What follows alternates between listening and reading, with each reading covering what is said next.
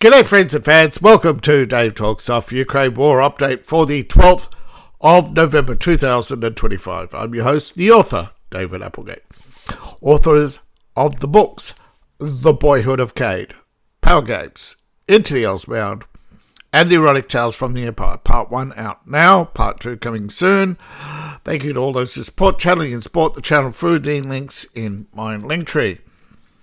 Now, as of 20 hours ago, Russian forces, under the cover of fog, rolled into parts of Pokrovsk, previously held by Ukraine. This battle has been a long time in the making, but for the last 4 days, Ukraine has put up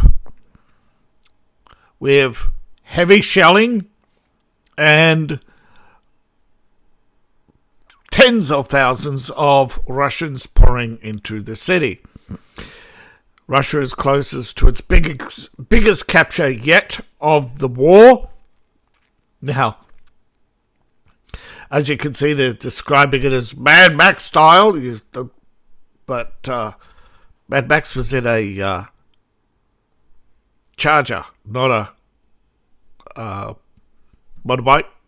This is more like Hell's Angels coming into town.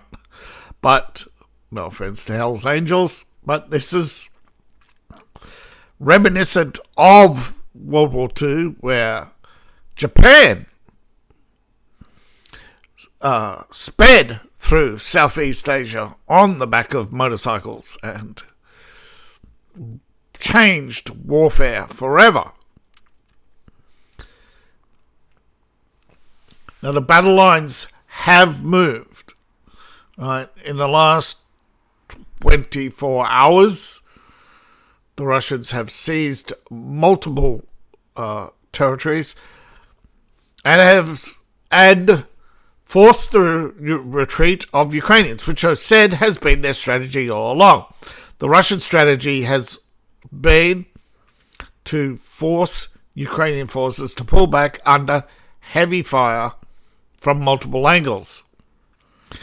We have confirmation in the form of Russians with their flags and flags of their units standing in the war memorial in the center of Pokrovsk. Most of the city is under Russian control. Now, it is said that there are still some parts allegedly under Ukrainian control, but it looks like the Ukrainians are cut off and that the Russians are going house to house. Now, yesterday, Ukrainians claimed that they were killing Russians by the tens of thousands. Well, will they apologize for lying to the people? Will they resign? Do they have any integrity left? No. No, they don't. Ukraine's top military commander has stated the situation is significantly worsened in parts of Zaporozhye. As I said yesterday, the Russians broke through the Ukrainian lines in Zaporozhye Oblast, and today the Ukrainians finally admit that. Now, again, video footage has shown Russian troops riding motorcycles, travelling in battered cars, sitting on top of motor vehicles. Not just Pokrovsk, which is known as the gateway to Donetsk due to its strategic location, but in other areas as well. The Russians have advanced and captured 3 settlements, though 5 are in dispute. The Russian army has withdrawn from 5 positions in Zaporozhye after given orders to destroy all shelters and fortifications. It's estimated they were hit by 2,000 shells. As I said, the Russians have been going light until now. Well, except for Bakhmut. And again, what happens when the Russians come in heavy? They obliterate. The Ukrainians destroyed what's left of their command bunkers and left. As I said, the target is and has been clear for now, to me anyway, at least for the last couple of weeks, Hulapol in Zaporozhye. Now, I said there was always the possibility that they would cut off Hulapol and go across the top, halfway through. They've obviously decided against that. I guess it's what you call battlefield conditions. Now, we don't know exactly how many drones were launched, but we know that Kherson was hit by artillery and glide bombs. Odessa was hit with drones, as well as Sumy and Kharkiv. Now, Kharkiv, the Kharkiv post office is one of the most popular targets for Russian drones. And this is the same in Sumy and other areas because the Ukrainian post office has pretty much been exposed as the front for the Ukrainian secret police and Ukrainian military communications. And if you didn't know that by now, well, spoiler alert, the Ukrainian SBU operates as within the Ukrainian postal service. It's an old KGB tactic, folks. The most common official you deal with in the Soviet Union was most likely KGB or in the employ of the state security services. Above that would be the Commissar, and that would be probably the same model Ukraine has used now for quite some time. It's why they put so much emphasis on mayors. And you rarely see a governor, or you'll see a military commander, or the president, but you'll never see anybody else. You won't see your actual representatives. You won't see, and this is by design. This is to concentrate power into the hands of the few, and it is, well, pretty much why Ukraine is a mess. They don't actually give the people a say. It's top down. It is not a democracy. But then again, neither is California. It's supposed to be a republic as well. But we have the usual fighting in the buffer zone here, but we have new fighting breaking out as the Russians and Ukrainians, well, the Ukrainians trying to open up a new front. They tried over here and were, well, let's say, less than successful. And here again, less than successful, but this time it's the Russians been less than successful, as they have not been able to increase their hold on Voknechnik. Now here in the buffer zone again, fighting without any change in increase in tone. The Russians have claimed control of Kupiansk, and they have made no actual advances on the map, but they have for the last week been clearing out the houses of trapped Ukrainians. We have different reports. Now, parts of Ukraine's government are in opposition to Zelensky and are openly opposing him and have openly said that there are mass desertions. Others have claimed that the Ukrainian armed forces fought to the end, that heroes never die, and all this other claptrap. Ultimately, we do not know the fate, how many were captured, how many were killed, and how many deserted. Those numbers may not come out for years. One of these days, you're going to see a nice glossy book, probably on Kickstarter, from a Ukrainian general or somebody claiming to be a Russian general. And they'll probably collab with some historian from Harvard or some prestigious school. And they will put together a comprehensive British intelligence guide to the war, just like they did with World War I, World War II, and they will try to shape the narrative of going forward. And eventually, you'll start to see a flood of books, and then slowly and surely, Maybe a John Toland will emerge and give us a more complex look at the root cause of the Ukraine war. Just like World War II when John Toland did Hitler, a new historian will emerge who will do Zelensky. And you'll, just like John Toland's analysis of Hitler and expose that he was a far-left populist, they will do the same with Zelensky. They'll expose Zelensky, expose his lies and hypocrisy, and eventually it will slowly fade back into... Zelenskyism will fade into the background. I think Ukraine will realise that you can't elect somebody just because they're the most critical of your pathetic government. You actually have to... I think Ukraine would benefit from getting rid of its British advisors. I mean, they've pretty much screwed every country they've advised.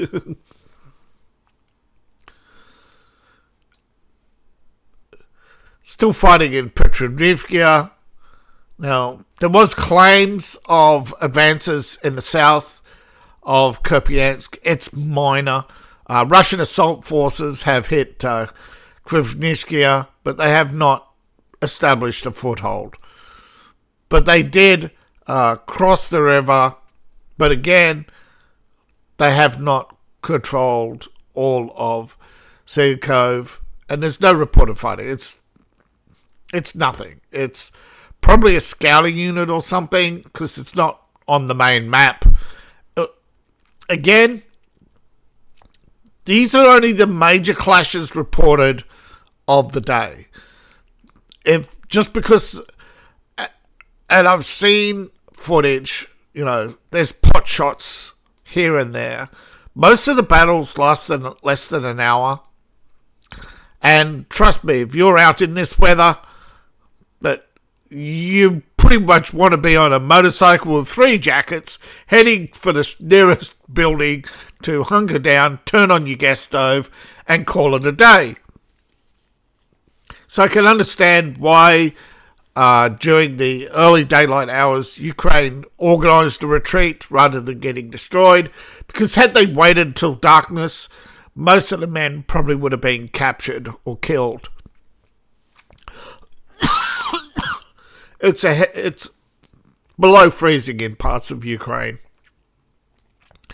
Now, in the Lyman area, Ukraine is where Ukrainians seem to be doing well, relatively, compared to other areas, is that they are holding back the Russians in Seversk and the Lyman area, and they've halted the Russian advance in some areas.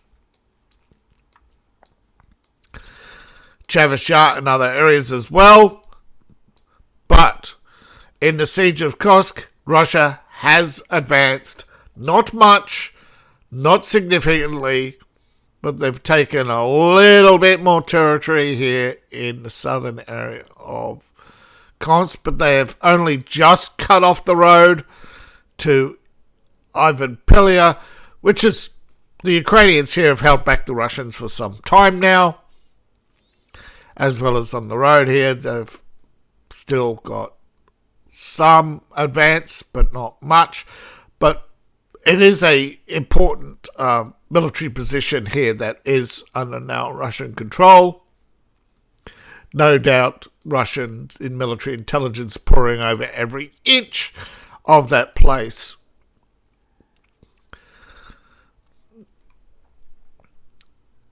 Right. Now, fighting in Ruddy, the Ukrainians have held the Russians back here at Ruddy, but they're losing ground in Krasny Line, and the last of the Ukrainians have been pushed out of Nova, and the Russians have advanced in. They've crossed the rail line here.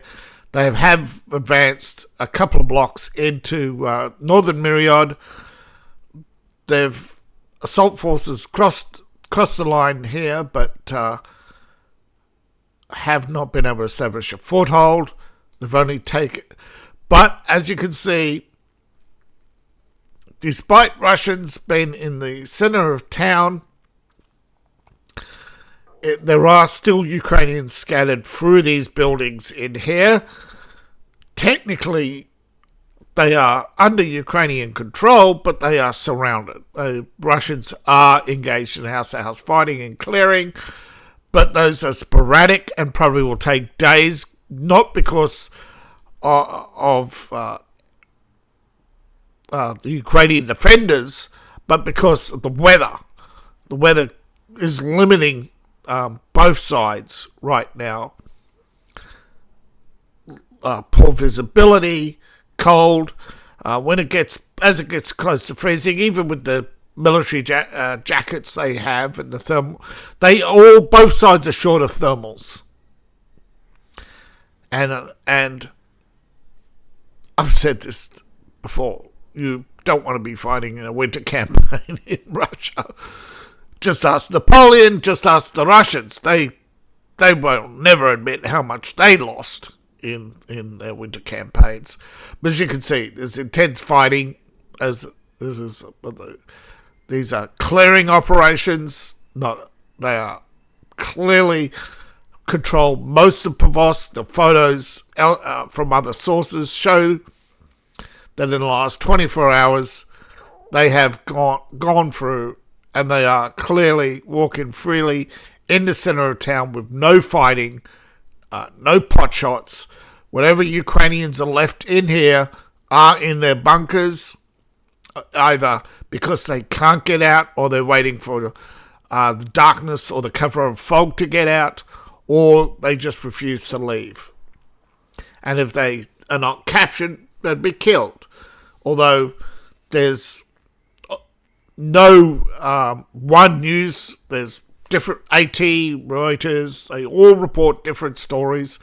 I cannot confirm anything, but I do suggest that a little bit of truth is in each. That yes, the Russians are clearing out the Ukrainians slowly. Yes, the weather is hampering operations for both sides. In Pokrovsk, particularly poor visibility. Yes, the Ukrainians in Pokrovsk are confused because communications is poor. Some have decided to stay. Some have deserted. Some have surrendered. But I would suggest, given the casualty reports, a few hundred were killed. But the bulk of the army definitely left under orders. It's the hardcore, what you call the territorial guard. And time again, we've seen the territorial guard, aka these conscripts, left behind to slow down the Russians. Okay, so I would suggest that maybe most of those few hundred that are reported left behind, those out of that 1,000 or so, a few hundred are left. 400 or so killed in fighting today. Now there's fighting all across here. The Russians have made small gains. Nothing here. This is backwards and forwards. Nothing here. They've only made small gains here, but again, nothing of significance. Here, as I said yesterday, they overran, but they have been challenged by the armed forces of Ukraine. But here is not an offensive. This is actually a marker to say, yeah, we've retreated to Hulipol. As I said, now this probably may have actually stopped the Russians, as they have to assess the situation and wonder if they're walking into a trap, because the Ukrainians will probably leave mines or have artillery waiting and zeroed in on those positions that the Ukrainians abandoned.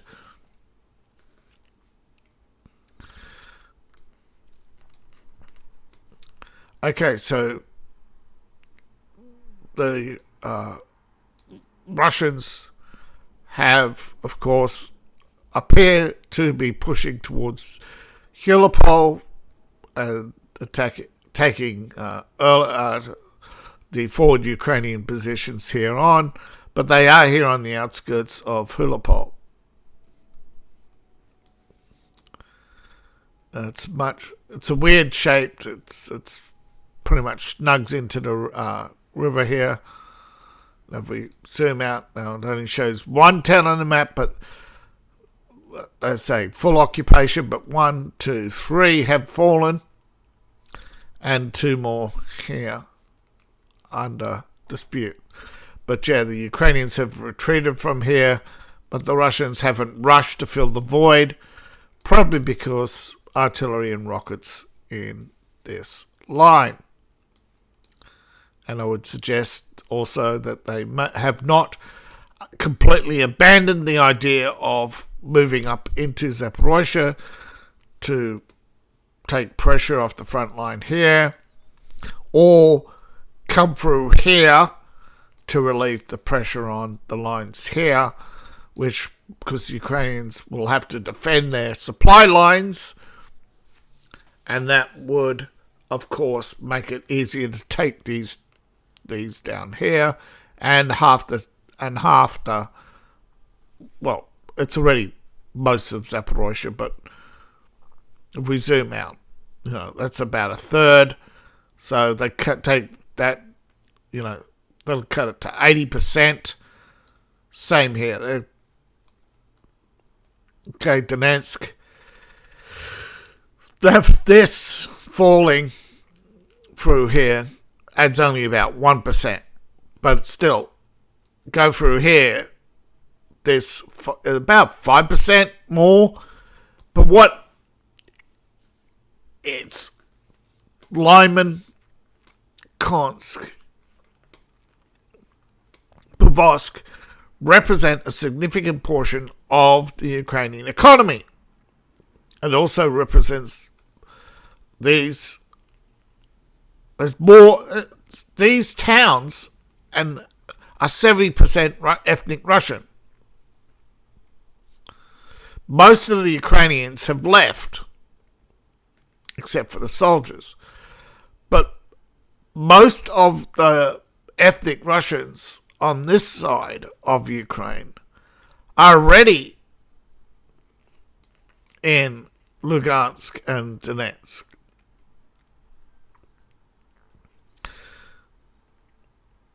Now, we don't know what's on offer right now, but I would suggest, since there is no ceasefire, President Zelensky still insists on an absolute withdrawal of all Russian troops before he'll talk to them.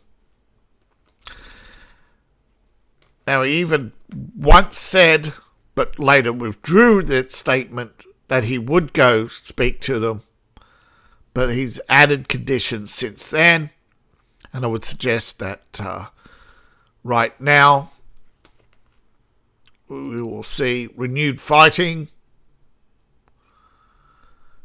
Yeah. We see propaganda.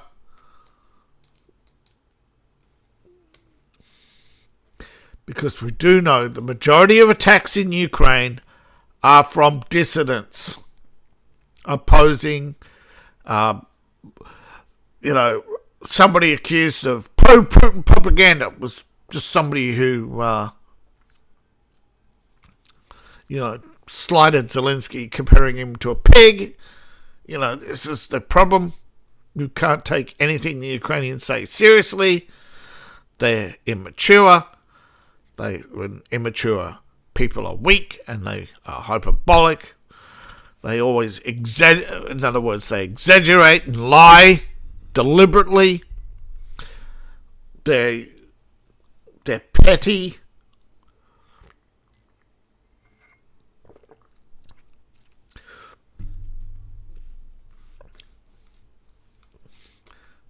Now,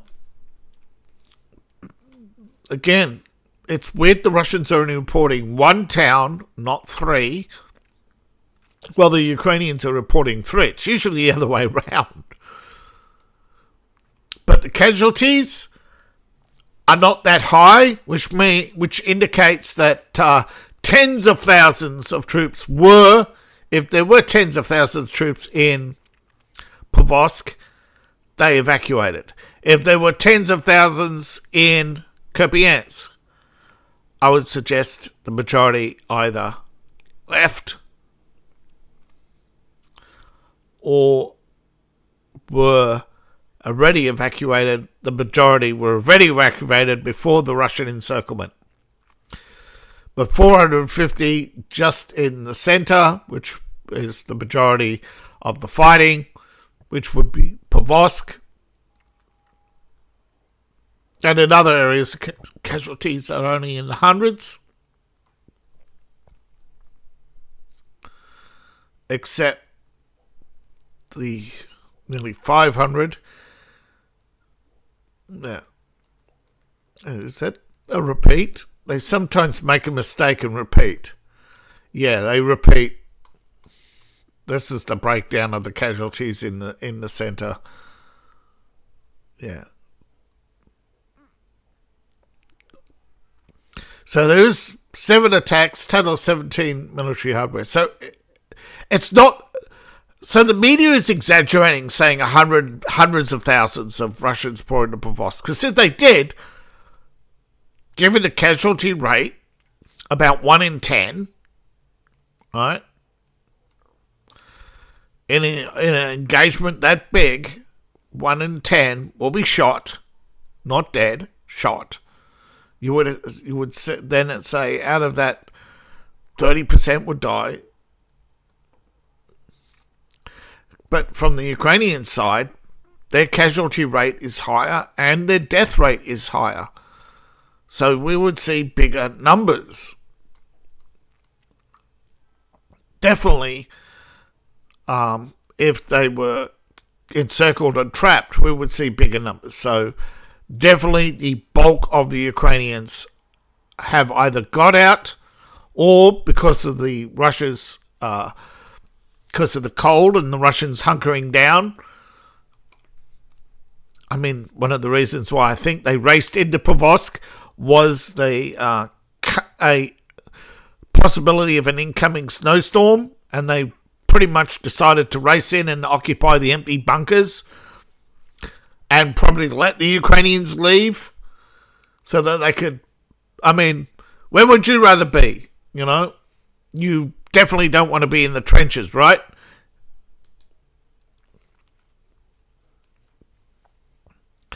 But according to military experts who spoke to the Financial Times, said that they begged Ukraine to solve their ongoing manpower shortages and climbing deserting rates by pulling out their encircled troops. Now, I would suggest they have roughly 10,000 soldiers. Yeah. I would suggest that, that they have. Otherwise, we'd see casualties much higher than 450. But then again, when the Italian army was encircled and trapped, they lost a few thousand, though, before they surrendered, and then ended up being over 100,000 surrendered. And believe it or not, the majority never returned to Italy. They were relocated out of fear of what the fascists would do to them. Which is fair enough. After the war, there was big worry about retribution, and there was a lot of murders after the war. And I would suggest that Ukraine has... I would suggest that one of the problems with the security guarantees is Russia needs to let someone occupy Ukraine. Otherwise, there's going to be a serious crime problem. And Ukraine has a serious, pathetic history when it comes to protecting women and children.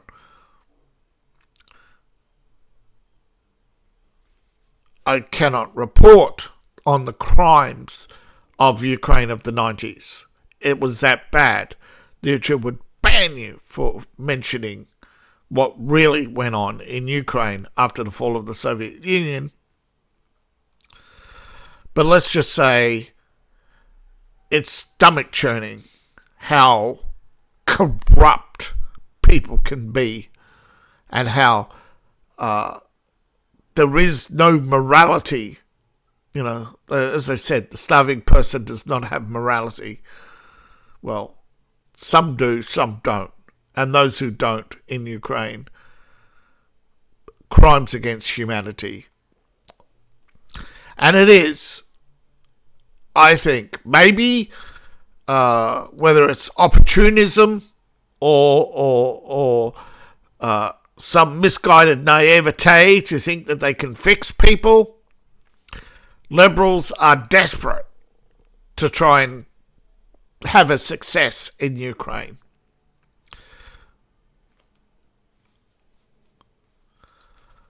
But the Russian army is reorganizing.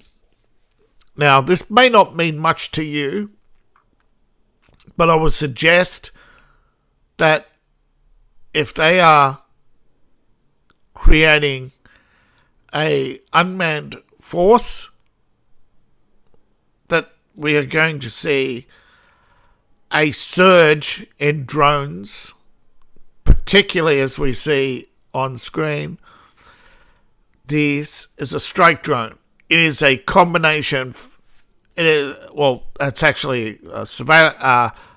It's a rendering of not an actual, but yeah, it's a strike drone. The drone just flies in, and boom, it's a pretty much. But some, regular regiments and other units have been reassigned, and organisational staffing structure has been approved for a new branch of the Russian military. It's already started when the Separate Guards Airborne Assault Brigade, he was, so the deputy, he was a lieutenant colonel, now he's a staff general, or military command general. I think this, it says here colonel, but brigade command is colonel. I thought general. Oh no, could still be a colonel, but I thought, a new branch of the military would be a commander of multiple brigades, but perhaps it is just a beginning. Perhaps it is a new brigade, and that would be colonel. But then this is a new force, a branch, an organisational structure. So, and it has command bodies. So this is just probably the recruitment poster, because he is a award-winning Russian soldier, that he would be the face of the new unit, and some long-term bureaucrat cushion warmer will be the general in charge of the. Now, it's also believed that Russian logistics has a new commander as well. Now, an interesting side note on the Russian economy: Russia has sold more arms this year than last year, which means definitely an increase in production. Now, I don't know why, but again, this is arms, not ammunition. These two are separately counted, by the way. But I would suggest that the Russian economy has issues, but everybody has issues as new trade deals are being put together to try and stop the world economy slowing to a halt. And one of the reasons why the world economy has been in decline is overproduction and undervaluing by China. China flooding the world with underpriced goods, right? You walk into any shop right now, you'll find coffee cups, plates, knives, forks, spoons, pots, pans, relatively cheap, and I mean not just cheap in price but cheap in quality. You'll find computers and all sorts of products all over the place. $100 17-inch screens for $100. Now, this again, while Russia is trying to rebuild its economy, it's struggling in the fact, now recently also, why the motorbikes seem to be a highlighted thing is because recently China sold them a bunch of four-wheelers. Now that yet they've gone back to the old Russian motorbikes.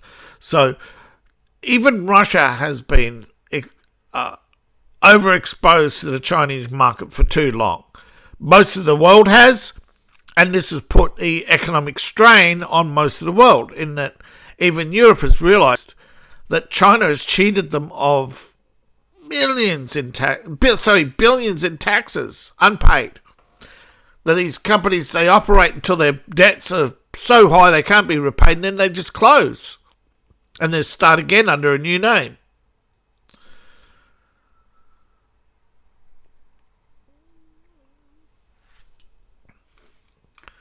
Now, it is coming to a head, and I think we're seeing, though, that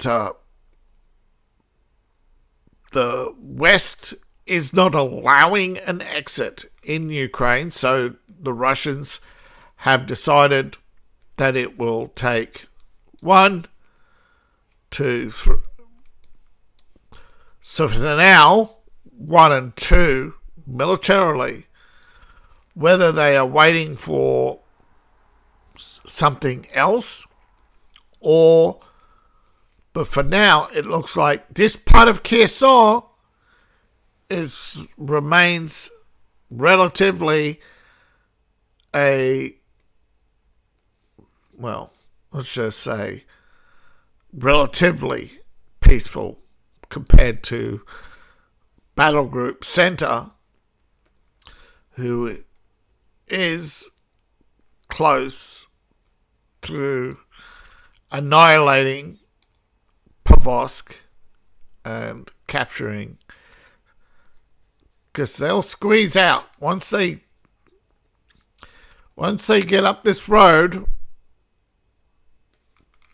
this down here, and it won't even be hundreds. There'll be a surge in Ukrainian casualties if they remain.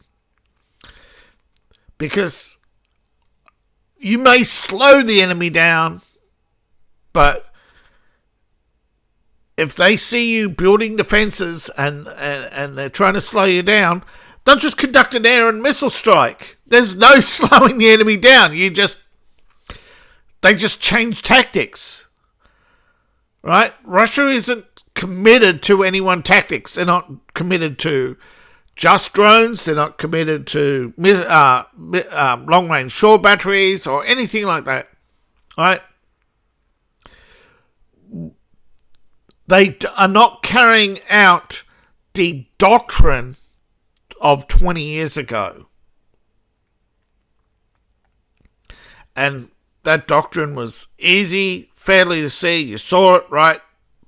They would come in an overwhelming force, set up the artillery lines, set up the trench lines, charge in, behind tanks, blow the enemy fortress away or whatever, and just rebuild their army and do it again and again. But now that they don't have that Soviet-era population, because it cost them 20 million people, right? It cost them 20 million people to do that to Germany. They can't do it again. Right? The Soviet-era doctrine is dead. Okay? They're not going to human wave. They're not going to relent or blink or turn away. I think they've made and they've filed military notices with all the world's governments. They've laid out their plans. They've laid out their talking points. Foreign Minister Lavrov has repeated the only solution in Ukraine is for Ukraine to capitulate the territories claimed by Russia and withdraw all their forces and commit to neutrality, return to neutrality, and commit to no further aggression against Russia. I mean, that's if it's a tall order for a country to not commit to a stance of non-aggression, they deserve to say. Yet at the same time, they won't let their people decide either by the vote or leave the country. And since the vast majority have either left or died, I would suggest the people left behind are just suicidal, and it's because the vast majority of the world seems to think that sticking their nose in and telling Ukraine to fight on is somehow a virtuous. Oh, we must resist the Nazis to the end. Yeah. If they were truly Nazis, you just totally diluted the meaning of the word, okay? You do not know what a Nazi is. And believe it or not, your fanaticism against the Nazis is actually one of the reasons is so bizarre, because the Russians are absolutely very paranoid about the Nazis. They are far more paranoid about Nazis than any American that I've ever come across. And they're fighting, and from the Russian perspective, they're the ones fighting the Nazis, and that you are all deluding yourselves. This is why there is no way to get peace right now, because the Democrats won't let go of their infantile politics of calling everybody they don't like a Nazi.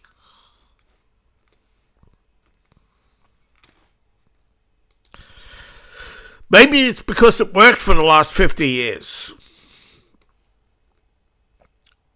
But I put to you, if the Republicans were Nazis, you would know it by now. Okay? You'd be on the other side of the barbed wire, on the wrong side of barbed wire. Okay? You're just a puerile, infantile, politically naive, hyperbolic brat. And I know I was being hyperbolic.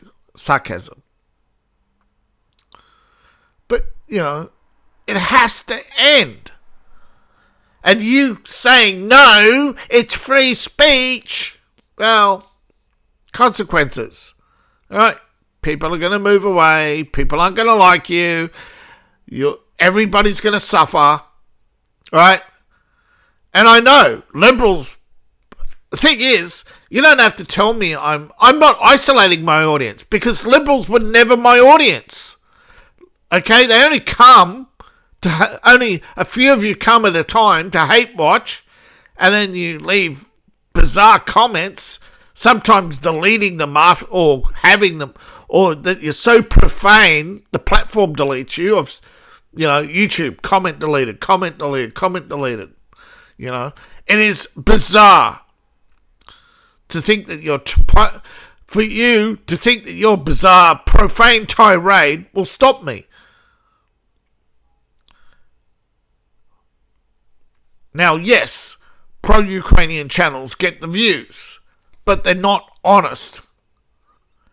And if you call yourself a Christian, how can you support pro-Ukrainian channels when they're lying to you? And you're lying to yourself. Okay, that's the worst lie of them all. Hypocrisy. All right, lying to yourself. I have no ability to affect the outcome of the war, but people do as a group if they decided. But the writers long ago decided that all they'll do is vote, occasionally vote with their feet, but cutting off Hollywood is a start. And I would suggest to you, if you don't get more organised and start putting pressure on right-wing politicians to live up to their promises, you're going to see more and more problems.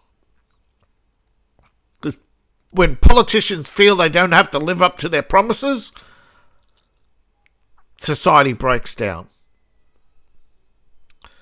And this is where, we've got to lift our game. We've got to start becoming more competitive amongst ourselves, but not vindictive or backstabbing. The problem is so many people, you saw this with Romney, you saw this with others, when you see this with the Lincoln Project, when you see this with Marjorie Taylor Greene, you see this with many people on the right. When they don't get their way, they act just as childish and immature as a liberal. I would put to you that the vast majority of people out there have given up on politics. Probably more than...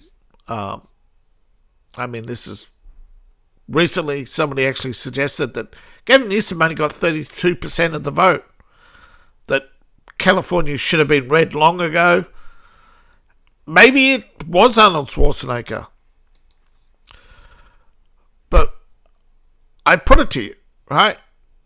By not participating, you allowed the Ukraine war to happen. And now, because maybe it doesn't affect you, you have no urgency because you feel there are more urgent things. But the flow of money that should be going to those, that's what I'm saying about ending the Ukraine war, is it'll end the flow of money that should be going to those, particularly in England, should be going to the vets, should be going to the homeless, should be going into mass deportations and law enforcement. And the right in England are starting to stand up for themselves, particularly reform. Now and patriot rallies, and I would suggest America start doing that. Patriot rallies. Supporting mass deportations.